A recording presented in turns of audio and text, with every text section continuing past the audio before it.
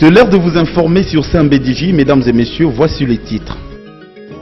Les deux chambres qui composent les parlements, à savoir l'Assemblée nationale et le Sénat, ont ouvert solennellement la session ordinaire du mois de septembre, ce lundi. Une ouverture des sessions qui a connu la présence du président de l'Assemblée nationale du Congo-Brazzaville, Justin Kumba, qui était porteur d'un message de solidarité au peuple congolais. Il s'est ouvert depuis ce lundi au Grand Hôtel Kinshasa un séminaire atelier sur l'initiative d'investissement et de commerce en RDC Kinshasa. Ces travaux vont prendre 2 jours, à savoir du 16 au 17 septembre, sous le haut patronage du président de la République. Cocodev, de plus en plus actif dans l'assainissement de la ville de Kinshasa, il a tenu à sensibiliser les vendeurs du marché Gambela sur la culture de la salubrité. Les détails dans ce journal. C'est tout pour le sommaire, en voici les détails.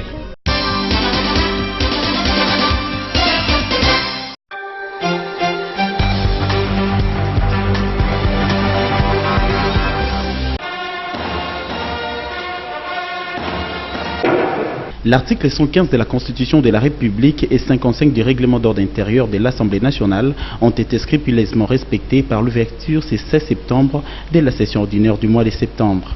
À l'Assemblée nationale, une session extrêmement budgétaire qui coïncide avec la tenue des concertations nationales dont les trains avaient déjà quitté la gare.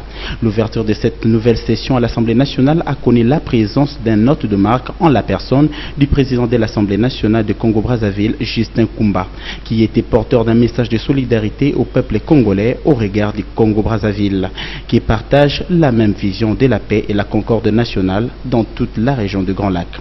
Et Obem Minaku s'est dit très flatté de l'honneur que son homologue l'a fait en répondant présent à l'ouverture de cette session à l'Assemblée nationale.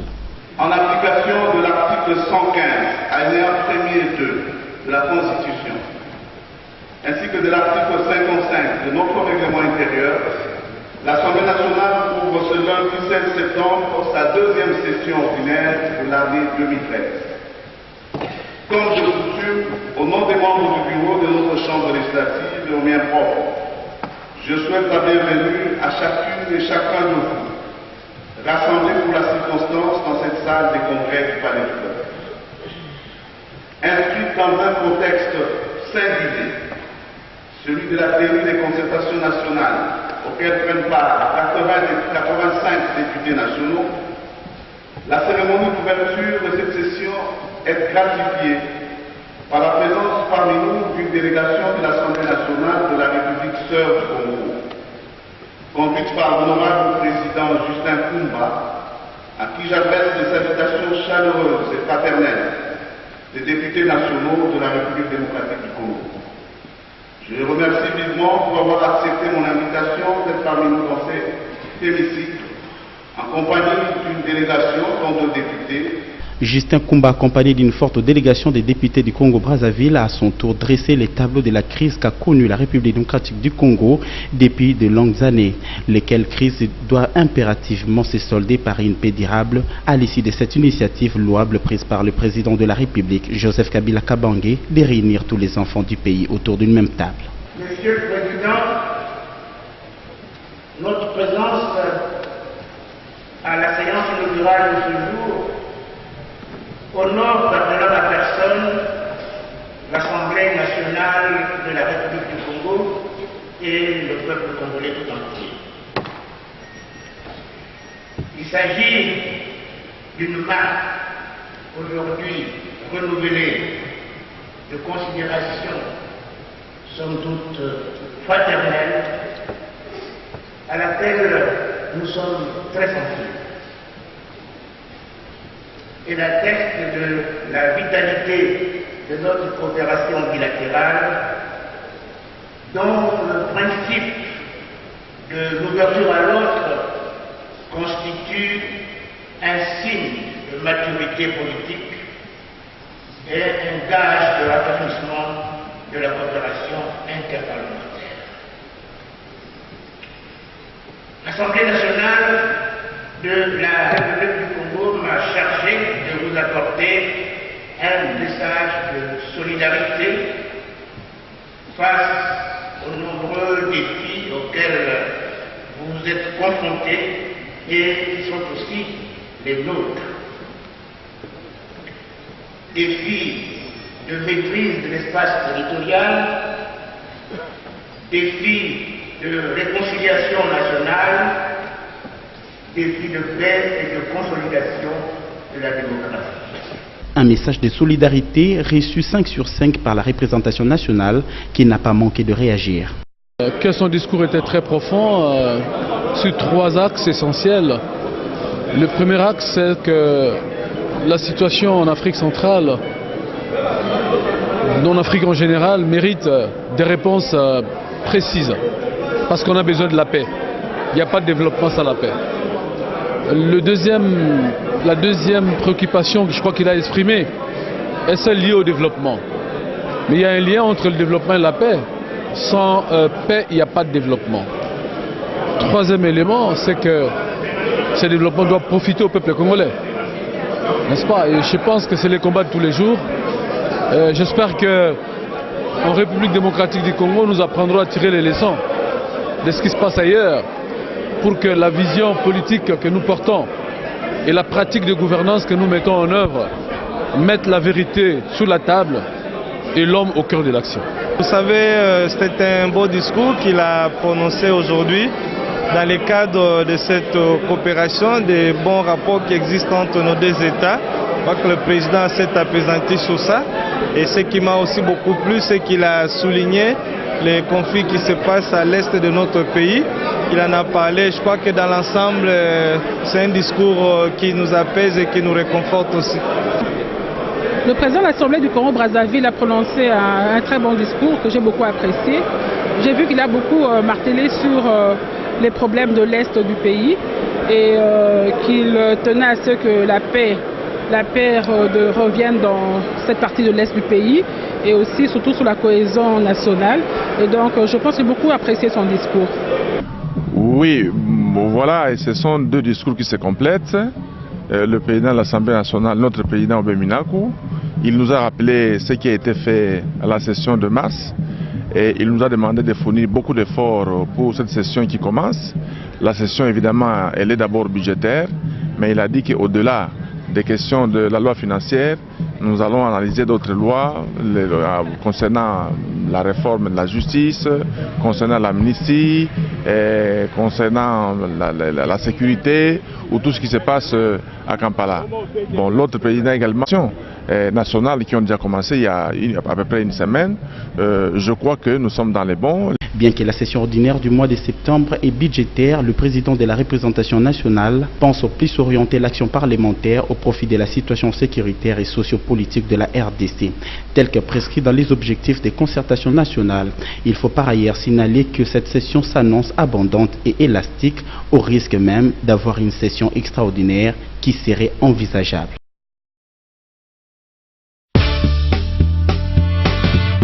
Institutions devront traduire. Léon Kengoa Dondo n'apparaît pas ici dans sa casquette du présidium des concertations, mais plutôt en qualité du président du Sénat venu solennellement ouvrir la session budgétaire du mois de septembre au Sénat. Une ouverture de la session ordinaire qui est caractérisée par la visite ici à Kinshasa du président de l'Assemblée nationale du Congo d'en face, Justin Kumba. Avec lui, une forte délégation des députés nationaux du Congo-Brazzaville. Dans son discours inaugural de cette session ordinaire au Sénat, Léon Kengoa Dondo a fait mention du travail qui attend sa Chambre, bien évidemment dans l'examen et vote de certaines lois qui sont restées pendantes lors de la session passée de mars. Ainsi, en faisant un clic sur l'actualité de l'heure qui réunit toutes les classes politiques congolaises autour des concertation nationale, initiative des chefs de l'État qui vaut son pesant d'or. La session est essentiellement budgétaire pour permettre un examen approfondi du projet de loi financière. Le Sénat aura besoin d'un temps raisonnable de réflexion et de débat. Aussi, pour éviter les précipitations inconsidérées du passé, puis-je inviter le gouvernement à déposer le projet de loi budgétaire à l'Assemblée nationale dans le délai imparti à l'article 126 de la Constitution. Le budget 2014 sera adopté dans un contexte de reprise lente de l'économie mondiale. lequel concertation au travers les discours prononcés par le chef de l'État prévoit une ordonnance présidentielle visant la libération de quelques détenus politiques et dans l'attente de l'examen et vote de loi sur l'amnistie qui est dans les tiroirs du Parlement, initiative saluée par la Chambre haute du Parlement. C'est à ce prix, et à ce prix seulement, que la République pourra décoller. Envie de décrisper les esprits et d'offrir à notre forum un climat de fraternité et de cohésion, un projet de loi d'amnistie est attendu du gouvernement, comme l'a annoncé le président de la République dans son discours d'ouverture de concertation nationale. Ce texte sera examiné, chers collègues, en procédure de l'urgence.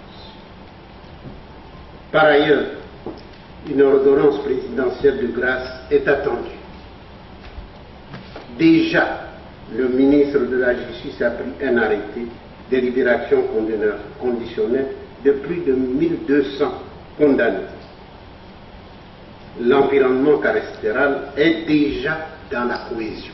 Quoique à la tenue des travaux très aux concertations nationales, le bureau du Sénat n'aménagera aucun effort pour poursuivre la lire de ces travaux sans heurte. L'organisation internationale est... La taxe sur la valeur ajoutée est un élément important dans les dispositifs fiscaux.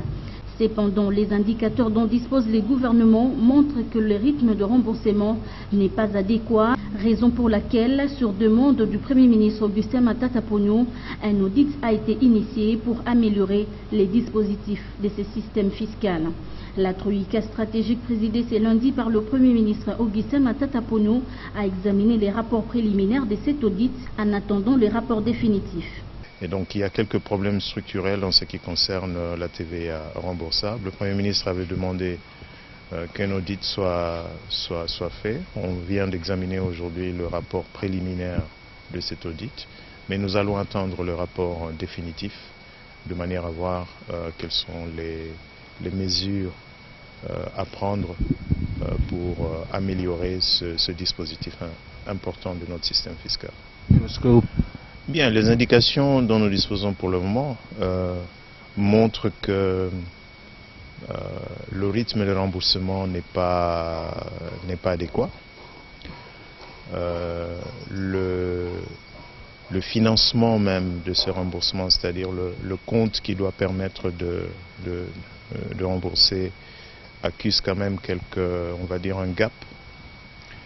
Et nous ne voulons pas que ce gap s'accumule, parce que si ça s'accumule, ça va créer des problèmes de remboursement qui seront des problèmes quasi structurels.